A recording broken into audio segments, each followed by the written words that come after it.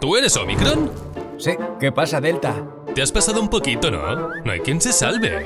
Andaban con tanta fake news que tuve que dejar las cosas claras. La verdad es que sí. 2 años de bulos. ¿Te acuerdas cuando algunos humanos decían que si se enjuagaban la boca con lejía no se contagiaban? Bueno, esa no es la peor. ¿O has olvidado lo de que querían que nos quedásemos en casa para meternos el 5G?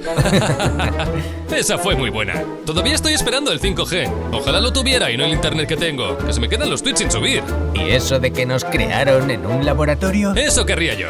Al menos nos hubiesen creado con más atractivo, con más capacidad selectiva. Desde luego, hemos dado mucho que hablar. En nuestra buena época, yo dejaba a la gente sin gusto. No como tú, que sin quitar ni el olfato mira la que liaste hace unos meses. Sí, pero los tiempos cambian, compañera Cepa. Ahora sí que nos están acorralando con las vacunas. Uy, pero siguen inventando cosas. Que si las vacunas funcionan, que si no, que si es un invento de las farmacéuticas, que si te meten un microchip. Ah, sí.